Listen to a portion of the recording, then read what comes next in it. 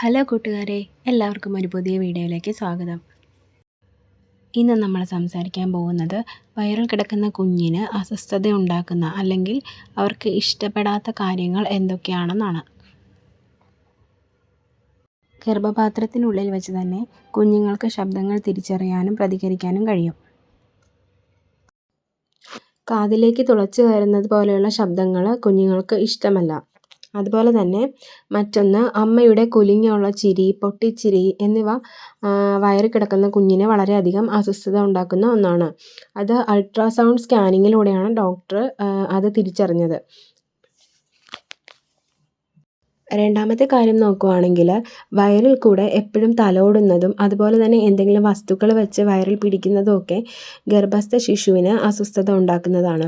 അത് വല്ലപ്പോഴുമൊക്കെ വയറിൽ തലോടി സംസാരിക്കുന്നത്, കുഞ്ഞിനോട് സംസാരിക്കുന്നതല്ല, എപ്പോഴും വയറിൽ തലോടിക്കൊണ്ടിരിക്കുന്നതും അതുപോലെ തന്നെ ശക്തിയായി വയറിൽ അടിക്കുന്നതും അതുപോലെ എന്തെങ്കിലും സാധനങ്ങൾ വെച്ച് വസ്തുക്കൾ വെച്ച് വയറിൽ തൊടുന്നതും ഒക്കെ കുഞ്ഞിന് അസ്വസ്ഥത ഉണ്ടാക്കുന്നുണ്ട്. അതുപോലെ തന്നെ നമ്മൾ കിടക്കുന്ന സമയത്ത് വയറ് ബെഡിലോ കട്ടിലിലോ ഒക്കെ മുട്ടുമ്പോൾ അതും കുഞ്ഞിന് അസ്വസ്ഥത ഉണ്ടാക്കുന്നതാണ്. പക്ഷെ അത് നമുക്ക് ചെയ്യാതിരിക്കാൻ പറ്റില്ല. നമുക്ക് സ്ട്രെയിറ്റ് ആയിട്ട് കിടക്കാൻ പറ്റില്ല. പ്രഗ്നൻ്റ് ആയിരിക്കുന്ന സമയത്ത് ഏതെങ്കിലും ഒരു വശത്തേക്ക് ചരിഞ്ഞേ കിടക്കാൻ പറ്റുള്ളൂ. അപ്പോൾ അങ്ങനെയുള്ള ടൈമിൽ എന്തായാലും ഒരു തേർഡ് ട്രൈമസ്റ്റർ ഒക്കെ ആകുമ്പോൾ നമ്മുടെ വയറ് താഴെ മുട്ടും. പക്ഷെ അത് കുഞ്ഞിന് അസ്വസ്ഥത ഉണ്ടാക്കുന്നുണ്ടെന്നാണ് പഠനങ്ങൾ പറയുന്നത്. അതുപോലെ തന്നെ ശ്രദ്ധിക്കേണ്ട മറ്റൊരു കാര്യമാണ് ഇറുകിയ വസ്ത്രങ്ങൾ ധരിക്കുന്നത്. ഇറുകിയ വസ്ത്രങ്ങൾ ധരിക്കുന്നത് ആ കുഞ്ഞിന് വളരെയധികം അസ്വസ്ഥത ഉണ്ടാക്കുന്ന ഒന്നാണ്. ഇറുകിയ വസ്ത്രം എന്ന് പറഞ്ഞാൽ വയറിൻ്റെ ഭാഗത്ത് ഇറുകിയിരിക്കുന്ന വസ്ത്രങ്ങൾ. അതിപ്പോൾ നമ്മൾ വാഹനങ്ങളിൽ യാത്ര ചെയ്യുന്ന സമയത്താണെങ്കിൽ പോലും ഓൾറെഡി ഇറുകിയ വസ്ത്രങ്ങളാണെങ്കിൽ അത് നമ്മൾ ഇരിക്കുന്ന സമയത്ത് ഒന്നും കൂടി ഇറുകിയിരിക്കുന്നത് കുഞ്ഞിന് നല്ല രീതിയിൽ അസ്വസ്ഥത ഉണ്ടാക്കുന്നുണ്ട്. അതുപോലെ തന്നെ നമ്മുടെ കാലിൻ്റെ ഭാഗത്തൊക്കെ ഇറുകിയിരിക്കുന്ന വസ്ത്രങ്ങളാണ് നമ്മൾ ധരിക്കുന്നതെങ്കിൽ വാഹനങ്ങളിൽ യാത്ര ചെയ്യുന്ന സമയത്തും മറ്റും നമുക്ക് കാലിൽ മസിൽ കയറാനും അതുപോലെ തന്നെ കാലിൻ്റെ അടിവയർ വേദന ഉണ്ടാകാനും അതുപോലെ തന്നെ കാലിൽ നീര് വരാനൊക്കെ സാധ്യതയുള്ള കാര്യങ്ങളാണ്. അതായത് നമ്മുടെ ശരീരം ഓൾറെഡി ദുർബലമായിരിക്കുന്ന സമയമാണ് ഈ പ്രഗ്നൻസി സമയം എന്ന് പറയുന്നത്. അപ്പോൾ നമ്മുടെ ബോഡിക്ക് ഒരു പ്രൊട്ടക്ഷനാണ് നമ്മൾ കൊടുക്കേണ്ടത്. അപ്പോൾ കൂടുതൽ ടൈറ്റ് ആയിട്ടിരിക്കുമ്പോൾ നമ്മുടെ ബോഡിയിൽ ബ്ലഡ് സർക്കുലേഷനുള്ള സാധ്യത കുറയുകയാണ്. അപ്പോൾ അങ്ങനെ വരുമ്പോൾ നമുക്ക് നല്ല രീതിയിൽ ബുദ്ധിമുട്ടുണ്ടാകും. അതുകൊണ്ട് തന്നെ നമ്മൾ എപ്പോഴും പ്രഗ്നൻ്റ് ആയിരിക്കുന്ന സമയത്ത് കഴിവതും നമ്മൾ അയഞ്ഞ വസ്ത്രങ്ങൾ ധരിക്കാൻ നോക്കുക. വീട്ടിലായിരിക്കുന്ന സമയത്ത് നമ്മൾ അയഞ്ഞ വസ്ത്രങ്ങൾ ധരിക്കുക. അതോടൊപ്പം തന്നെ കാറ്റ്, അതായത് വെയിൽ കൊള്ളാനും കുഞ്ഞിന് വെയിൽ കൊള്ളുന്ന രീതിയിലുള്ള വസ്ത്രങ്ങൾ ധരിക്കുക. അത് പിന്നീട് ജനന സമയത്തിന് ശേഷം ഉണ്ടാകുന്ന മഞ്ഞപ്പ് കാര്യങ്ങളൊക്കെ മാറാൻ വേണ്ടിയിട്ട് സഹായിക്കുന്നതാണ് രാവിലെയുള്ള വെയിൽ കൊള്ളൽ. അപ്പോൾ നമ്മൾ വീട്ടിലായിരിക്കുന്ന സമയത്ത് വയറ് വെയിൽ കൊള്ളുന്ന രീതിയിൽ ചെറിയ വസ്ത്രങ്ങൾ ധരിക്കുക. അതുപോലെ അയഞ്ഞ വസ്ത്രങ്ങൾ ധരിക്കുക. അതുപോലെ തന്നെ പുറത്ത് പോകുന്ന സമയത്ത് നമ്മൾ അയഞ്ഞ വസ്ത്രങ്ങൾ മാത്രം ധരിക്കുക. അതുപോലെ തന്നെ നമ്മൾ ഓട്ടോയിലും ബൈക്കിലും ഒക്കെ കുലുങ്ങി ദീർഘദൂരം യാത്ര ചെയ്യുന്നതൊക്കെ കുഞ്ഞുങ്ങൾക്ക് വളരെയധികം അരോചകരം ഉണ്ടാക്കുന്നതാണ്. അതെന്ന് വെച്ചാൽ നമ്മൾ ഒരേ സമയം ഇരുന്ന് യാത്ര ചെയ്യുമ്പോൾ കുഞ്ഞുങ്ങൾക്ക് വയറിനുള്ളിൽ അനങ്ങാനുള്ള ഒരു സ്പേസ് കുറയുകയാണ് ചെയ്യുന്നത്.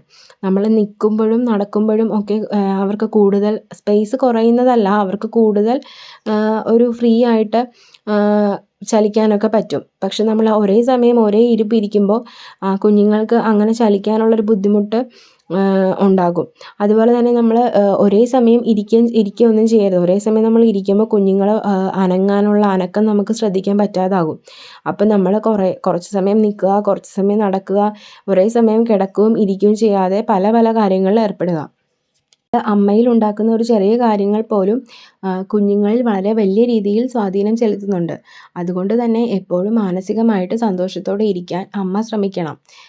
അമ്മ സന്തോഷത്തോടെ ഇരുന്നാൽ മാത്രമേ അത് കുഞ്ഞിനും നല്ല രീതിയിൽ സന്തോഷത്തോടെ ഇരിക്കാനായിട്ട് സഹായിക്കുകയുള്ളൂ. അമ്മ എപ്പോഴും സമ്മർദ്ദത്തിലും അതുപോലെ തന്നെ അസ്വസ്ഥതയിലും മാനസികമായ അസ്വസ്ഥത നേരിടുന്ന ആളാണെങ്കിൽ അത് കുഞ്ഞിൻ്റെ വളർച്ചയെ വളരെ വലിയ രീതിയിൽ തന്നെ ബാധിക്കും. അതുപോലെ തന്നെ ഒരു ഗർഭിണിയായ സ്ത്രീക്ക് ഭക്ഷണവും വെള്ളവും അതുപോലെ തന്നെ മരുന്നും ഒക്കെ പോലെ തന്നെ അത്യാവശ്യമായിട്ടുള്ള ഘടകമാണ് മാനസികമായിട്ടുള്ള ആരോഗ്യം എന്ന് പറയുന്നത്. അപ്പോൾ നമ്മൾ അതുകൂടി നല്ല രീതിയിൽ തന്നെ ശ്രദ്ധിക്കണം. അതുപോലെ തന്നെ മറ്റൊരു കാര്യം എന്ന് പറഞ്ഞാൽ നമ്മൾ സോഷ്യൽ മീഡിയാസിലൊക്കെ കണ്ടിട്ടുണ്ട് ഈ വയറിലേക്ക് ടോർച്ച് അടിച്ച് നോക്കുന്നത് കുഞ്ഞിൻ്റെ മൂവ്മെൻ്റ് അറിയാൻ വേണ്ടിയിട്ട്. അത് കുഞ്ഞുങ്ങൾക്ക് വളരെയധികം അസ്വസ്ഥത ഉണ്ടാക്കുന്ന ഒന്നാണ്. നമ്മൾ എപ്പോഴും അത് ചെയ്യാതെ വല്ലപ്പോഴൊക്കെ ചെയ്യുന്നതുകൊണ്ട് കുഴപ്പമില്ല, എങ്കിലും എപ്പോഴും അത് ചെയ്യാതിരിക്കുക. കാരണം കുഞ്ഞുങ്ങൾ അസ്വസ്ഥരാകുന്നുണ്ടെങ്കിൽ നമ്മൾ അത് മാക്സിമം ഒഴിവാക്കുക. അതുപോലെ തന്നെ ഗർഭാവസ്ഥയിലിരിക്കുന്ന ഒരു സ്ത്രീക്ക് പല പല രുചികളോടായിരിക്കും ആഗ്രഹം കൂടുതൽ. ചിലർക്ക് എരിവായിരിക്കും, ചിലർക്ക് പുളിയായിരിക്കും, മറ്റു ചിലർക്ക് മധുരമായിരിക്കും അങ്ങനെ. അപ്പോൾ ഈ പുളി ഒക്കെ കഴിക്കുന്നത് കുഴപ്പമില്ല. പക്ഷേ ഈ എരിവ് കൂടുതലായിട്ട് കഴിക്കുന്നത് കുഞ്ഞുങ്ങൾക്ക് വളരെയധികം അസ്വസ്ഥത ഉണ്ടാക്കുന്ന ഒന്നാണ്. അപ്പോൾ അതുകൊണ്ട് തന്നെ നമ്മൾ പ്രഗ്നൻ്റ് ആയിരിക്കുന്ന സമയത്ത് എരിവുള്ള ഭക്ഷണങ്ങൾ കൂടുതൽ കഴിക്കുന്നത് ഒഴിവാക്കുക. അതുപോലെ തന്നെ ചൂടുവെള്ളം ധാരാളം കുടിക്കുന്നതൊക്കെ കുഞ്ഞുങ്ങൾക്ക് നല്ല രീതിയിൽ ബുദ്ധിമുട്ടുണ്ടാക്കും. അപ്പോൾ നമ്മൾ അധികം ചൂടുള്ള വെള്ളം കുടിക്കാതെ ഒരു മീഡിയം ചൂടിൽ മാത്രം കുടിക്കുക. അതുപോലെ തന്നെ എരിവ് ഒരുപാടുള്ള ഭക്ഷണങ്ങൾ കഴിക്കാതിരിക്കുക. അങ്ങനെയൊക്കെ ആകുമ്പോൾ കുഞ്ഞുങ്ങൾക്ക് വലിയ രീതിയിൽ അസ്വസ്ഥത ഒന്നും ഉണ്ടാവില്ല.